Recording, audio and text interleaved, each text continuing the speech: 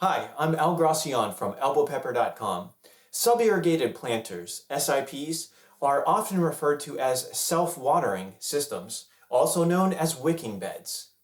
There are various ways to construct them. Some systems use gravel, but the system we'll look at today is easier to construct or deconstruct and reduces the overall weight of the planter. SIPs are great for urban areas, allowing you to grow on patios, driveways, decks, balconies, or even rooftops. Let's make one. A sub-irrigated system is made up of 5 basic components: a watertight container, an aeration screen, wicking media, an overflow hole, and a fill tube. The base must be able to hold water, which serves as the reservoir. It could be a 5-gallon bucket or 30-gallon tote, or it could be a raised bed lined with a non-toxic pond liner. Retail self-watering containers next have an aeration screen made of perforated plastic. This barrier separates the growing media from the water reservoir. The soil is able to release excess moisture in the event of a heavy rain, and the root zone receives air, allowing for respiration and preventing root rot. We'll use perforated pipes. Their upper edges will form the aeration screen.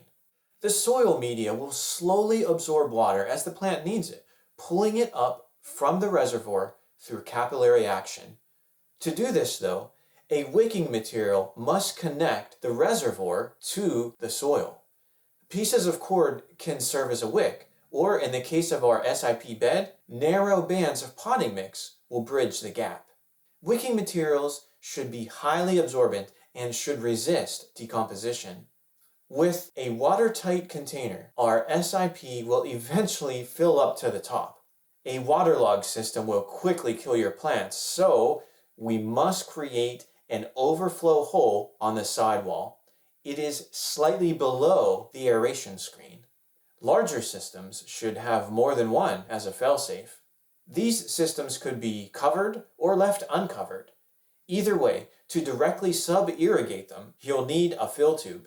This allows you to pump water directly to the reservoir, filling the system up. This last component completes your system. Just fill it with a porous, water-absorbing substrate and fertilize as needed. Potting mix materials work very well and hold up for many years.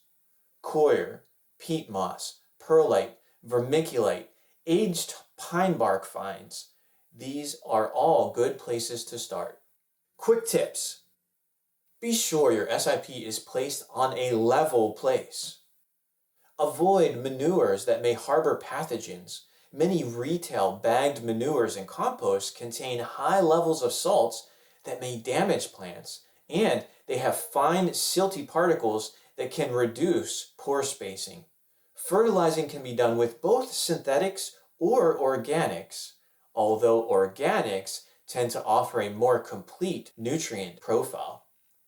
Apply all nutrients to the rooting medium, not the reservoir. This includes liquid feeds. SIPs work best with seasonal or annual plantings. Overwintering perennials in sub-irrigated systems may be problematic if the reservoir freezes over. So instead of strawberries or blueberries, think peppers, corn, or tomatoes. Want more details? Watch my other SIP videos.